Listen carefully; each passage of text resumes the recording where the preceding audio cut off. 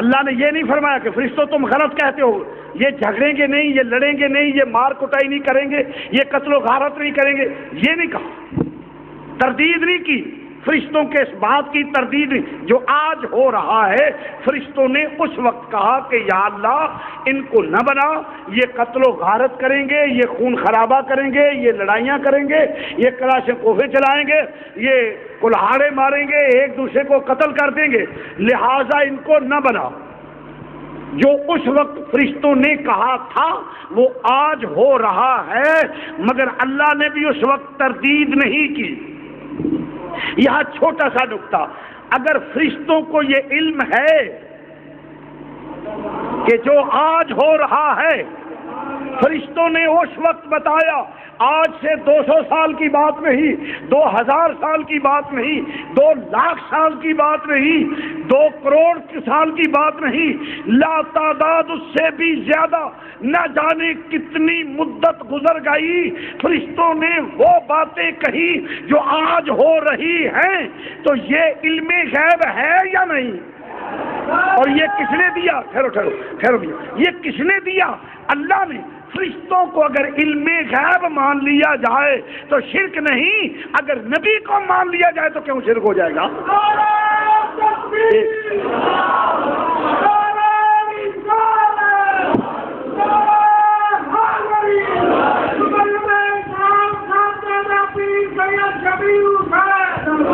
فرشتوں نے یہ باتیں بتائی۔ بہرحال یہ ضمن میں نکتہ تھا جو میں نے پیش کر دیا۔ فرمایا اللہ نے تردید نہیں کی کہ تم غلط کہتے ہو، نہیں، کیونکہ اللہ نے علم دیا تھا، اللہ کو علم تھا کہ یہ بات صحیح کہہ رہے ہیں۔ تو آج وہ ہو رہا ہے۔ اب سوال پیدا ہو جائے، جب ایک زبان سے تمام ملائکہ جن کی تعداد معلوم نہیں، لا تعداد ملائکہ نے 2 4 10 لاکھ یا 10 کروڑ کی بات نہیں، لا تعداد فرشتوں نے کہا کہ یا اللہ ان کو نہ بناؤ، یہ مخالفت ہے خلیفہ کی۔ کون سا خلیفہ ہے؟ انی جاعل فی الارض خلیفہ، خلیفے کی مخالفت کی کہ الہی اس کو نہ بنا، الہی اس کو۔ کیا میں سوال کرتا ہوں کہ کیا کسی فرشتے کے وقار میں کمی آئی؟ کیا کوئی فتویٰ لگا؟ نہیں، یہاں بھی فرشتوں نے مخالفت کی ہے۔ آگے چلیے، جب آدم علیہ السلام کو بنا دیا گیا، جنت میں رہتے رہے، اور پھر کیا کہا؟ وَإِذْ قُلْنَا لِلْمَلَائِكَةِ اسْجُدُوا لِآدَمَ فَسَجَدُوا إِلَّا إِبْلِيسَ أَبَىٰ وَاسْتَكْبَرَ وَكَانَ مِنَ الْكَافِرِينَ۔ فرمایا فرشتوں سجدہ کرو، مانو اس خلیفے کو، تو شیطان نے انکار کیا، باقی سب نے کر لیا۔ تو اللہ نے فرمایا وَكَانَ مِنَ الْكَافِرِينَ، تو کافر ہو گئے۔ بھائی یہاں بھی فرشتوں نے انکار کیا، اللہ نے کوئی فتویٰ نہیں لگایا۔ میں رزلٹ پیش کر رہا ہوں توجہ سے۔ یہاں بھی فرشتوں نے جب فرمایا انی جاعل فی الارض خلیفہ، تو کوئی فرشتوں پہ فتویٰ نہیں لگا کہ تم کیوں انکار کر رہے ہو، جاؤ تم ایسے ہو ایسے ہو ایسے ہو، نہیں، صرف یہ فرمایا قال انی اعلم ما لا تعلمون، جو میں جانتا ہوں تم نہیں جانتے۔ اور اس میں کوئی شک نہیں، کوئی فتویٰ نہیں لگایا اللہ نے۔ مگر یہاں جب شیطان نے انکار کیا تو اللہ نے فتویٰ لگا دیا وَكَانَ مِنَ الْكَافِرِينَ، کہ تو کافر ہو گیا ہے۔ فرمایا فَاخْرُجْ إِنَّكَ مِنَ الصَّاغِرِينَ، نکل جا ذلیلا، میری بارگاہ سے دفاع ہو جاؤ، نکل جاؤ۔ معاذ اللہ ثم معاذ اللہ نقل کفر نہ باشد۔ یہاں سب فرشتوں نے انکار کیا، یہاں تو اللہ نے کچھ نہ کہا، وہاں ایک شیطان نے انکار کیا تو اللہ نے اس کو کافر کہہ دیا۔ کیوں؟ اکیلا دے کے فتویٰ لگا دیا گیا۔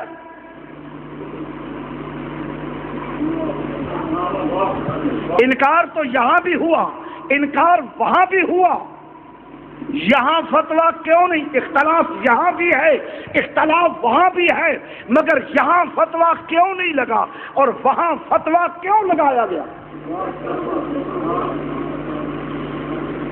وجہ میں بتاتا ہوں، کیونکہ جب اختلاف کی نوعیت بدل جائے،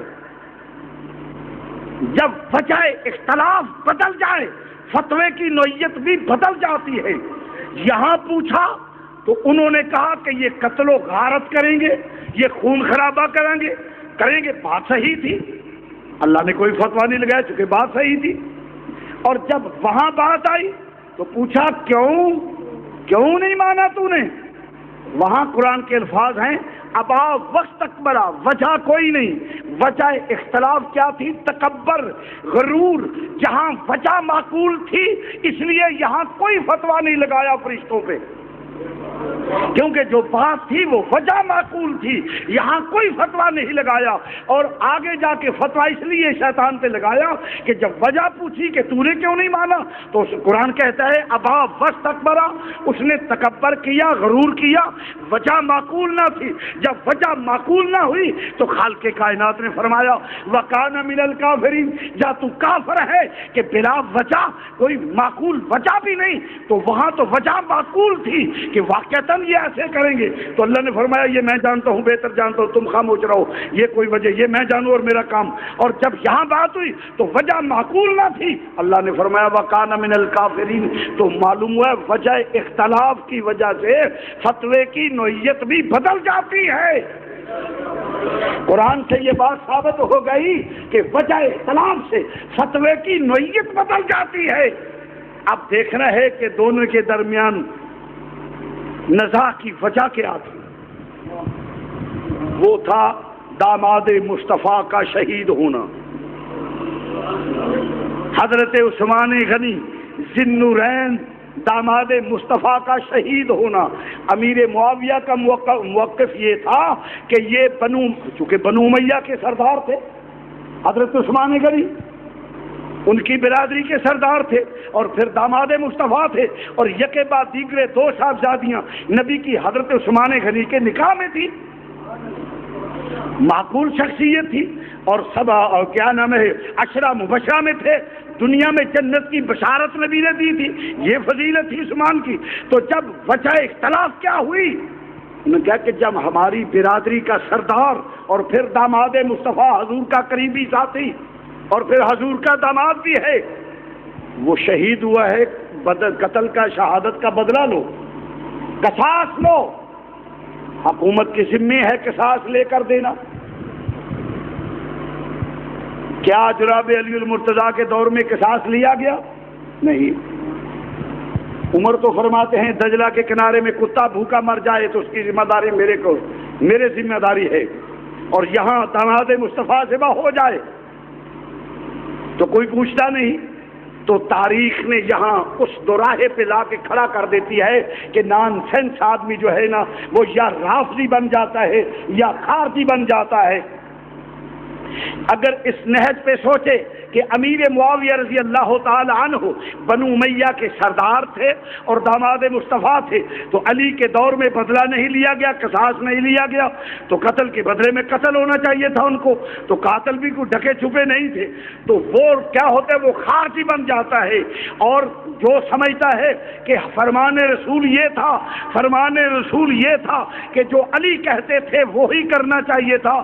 علی المرتضیٰ کا مطلب تھا کہ ابھی خاموش رہو، یہودیت کی سازش ہو رہی ہے، یہودیت یہ چیز کو ابھار رہی ہے. انہوں نے یہ مسلمانوں میں دراڑیں ڈالنے کا کام شروع کر دیا ہے. اسی کا نتیجہ عثمان غنی کی شہادت ہے.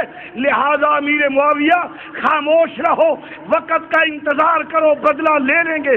ادھر جذبات تھے، وہاں دانش اور دانائی تھی. اگرچہ احتجاج کرنا ان کا حق تھا تو میں یہاں فیصلہ حضور کے فرمان کے مطابق کروں گا.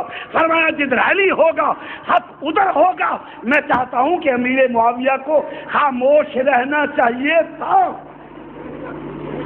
خاموش رہنا چاہیے تھا، کیونکہ میرے نبی نے اسی لیے فرما دیا کہ حق علی کے ساتھ ہوگا، کہ ایک وقت آئے گا جب علی کی بات کو ماننا ہوگا.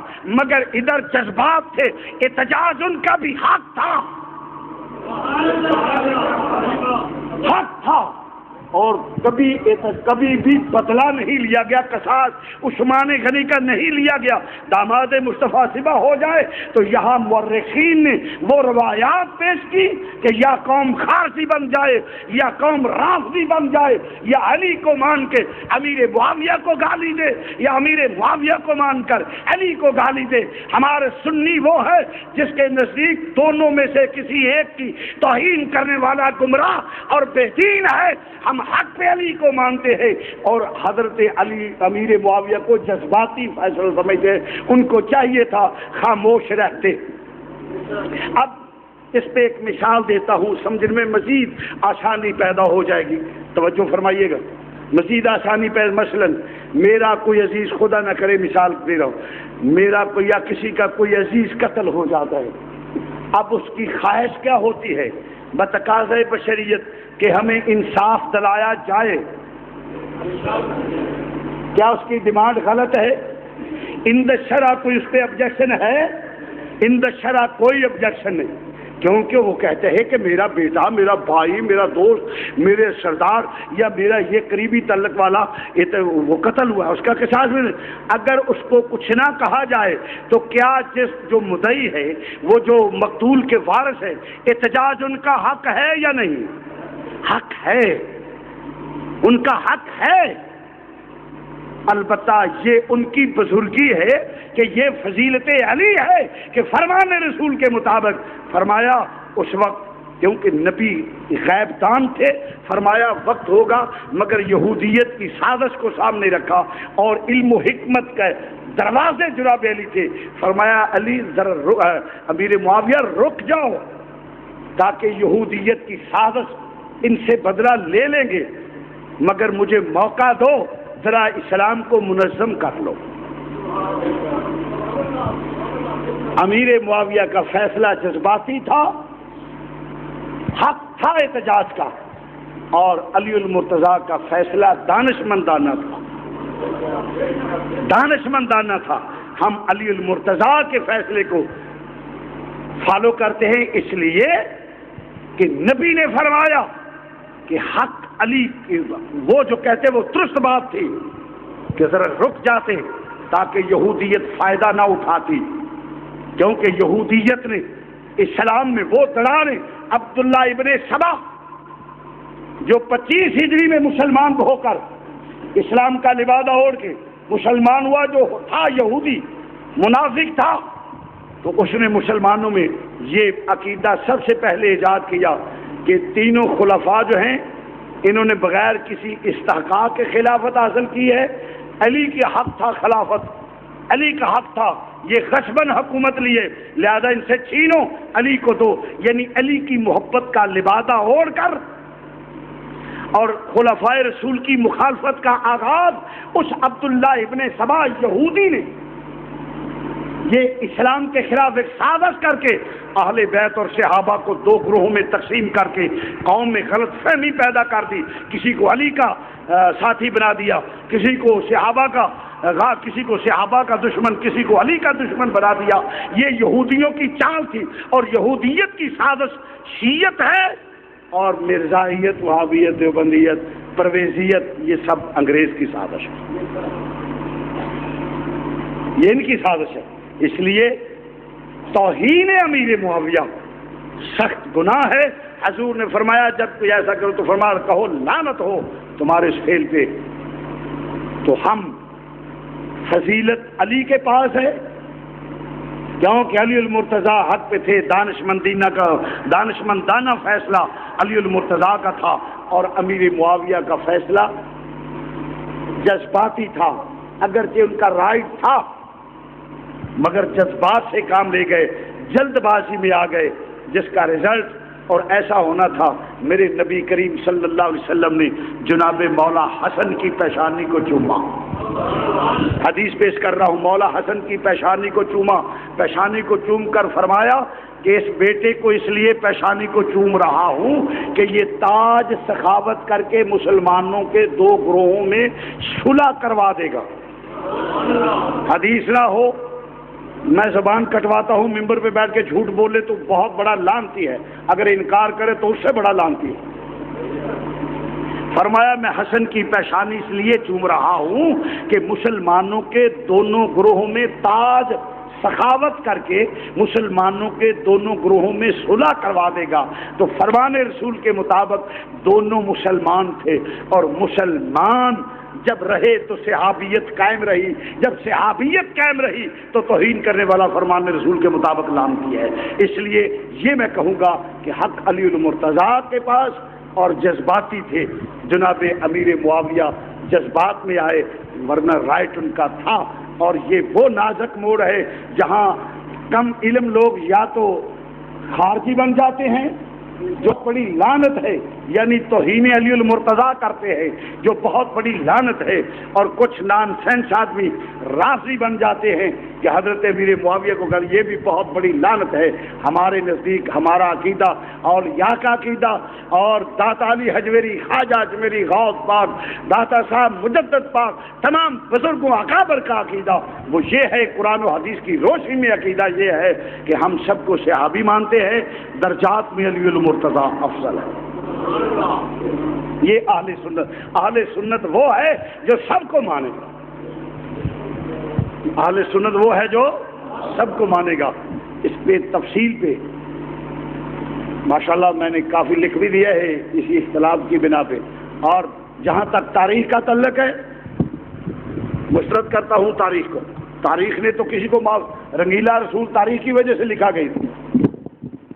تاریخ تو نہ رسول کو معاف کرتی ہے، نہ خلفائے رسول کو، نہ وہ اصحاب رسول کو، نہ ازواج رسول کو، نہ اولاد رسول کو، نہ کسی ولی کو، نہ کسی پیر کو، نہ فقیر کو، نہ نیک کو، نہ بدماش کو۔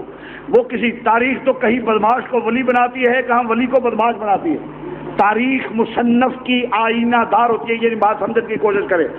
تاریخ مصنف کی آئینہ دار ہے۔ مورخ رافضی ہو، تاریخ رافضیت کی ترجمان ہو جائے گی۔ تاریخ مصنف خارجی ہو، تاریخ خارجیت کی ترجمان ہو جائے گی۔ اس پہ ایک مثال دیتا ہوں، مثلا اگر منصف بھی ہو تو تاریخ قابل عمل نہیں ہوتی۔ ہاں تاریخ کو مانو، وہ میں آگے چل کے بتاتا ہوں کیسے تاریخ کیا بنے گی۔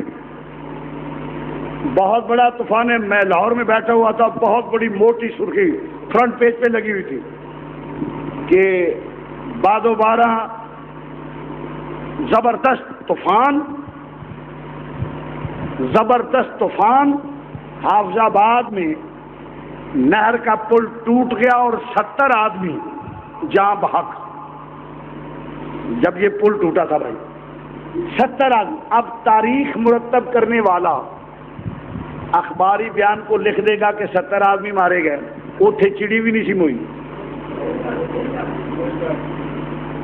تاریخ تو ایسے مرتب ہوگی بھائی، اگر میں بات غلط کہتا ہوں تو بتا دیجیے بھائی، تاریخ تو یہی ہوگی نا کہ 70 آدمی مارے گئے، قومی اخباروں نے لکھا 70 آدمی مارے گئے، وہاں ایک چڑی بھی نہیں مری، ایک ڈیڈ باڈی نہیں نکلی۔ تو تاریخ لکھنے والا تو کہہ دے گا کیا یہ واقعہ ہوا ہے، 70 بندے مرے ہیں؟ نہیں۔ تو تاریخ اسی طریقے سے، ہاں کیا شاہ صاحب تاریخ کو چھوڑ دینا چاہیے؟ نہیں، میں تاریخ کو مانتا ہوں۔ کس حد تک؟ تاریخ کی وہ روایت جو اللہ اور رسول کے فرمان کے مطابق ہو۔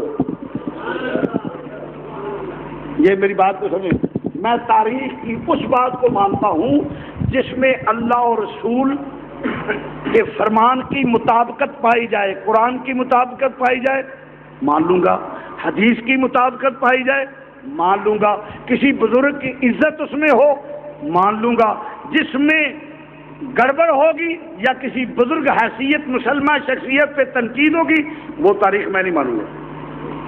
اور نہ تاریخ کو اتنی اہمیت، یہ جتنے گمراہ ہوئے ہیں نا یہ سب تاریخ کی وجہ سے ہوئے ہیں۔ تاریخ نے بتایا کہ یہ بھی ہے، وہ باتیں تاریخ نے لکھی، کیونکہ مورخ غیر ذمہ دار ہے۔ وہ گیا کسی بندے سے بات سنی، ہاں جی آئی تو پہلا پاکستان تو بڑے پہلا تھے، ادو کنی آبادی تھی، انہیں کہا جی ادو تو اینا کچھ ہاں سی سارا، انہیں لکھ چڑنا جی میں بندے ملے انہیں کہا انہاں کو تھا انہاں کو تھا گے. بھائی تاریخ تو کسی ایک فرد واحد، روایت حقائقوں کو نہیں، ہم روایتوں کو ماننے والے ہیں. اس لیے جو لوگ تاریخ کے پیچھے چلتے ہیں اور گمراہ ہو جاتے ہیں، تاریخ نے رافضیت پیدا کی، تاریخ نے خارجیت پیدا کی، قرآن اور حدیث نے اہل سنت اور ایمان والوں کو پیدا کیا ہے. ہم اللہ اور رسول کے فرمان کے پابند ہیں. تو مسلمان بھائیوں، عرض کر رہا تھا کہ اللہ فرماتا ہے جو میرے اور میرے رسول کا حکم مانے گا میں اس میں انعام والوں کی سنگت دوں گا. اور انعام والے کون ہوں گے؟ من النبیین والصدیقین والشہداء والصالحین. وہ نبیوں کو بھی، نبی، صدیق، شہید، صالحین سب کو مان والے فقط اہل سنت ہیں. ورنہ کوئی صحابہ کا منکر ہے، کوئی شہداء احد کا منکر ہے، کوئی بدر کا منکر ہے، کوئی شہداء کربلا کا منکر ہے، کوئی کسی کا منکر سنی ہے جو سب کو ماننے والا ہے. اللہ مجھے اور آپ کو سرکار کی سچی پکی غلامی نصیب کرے.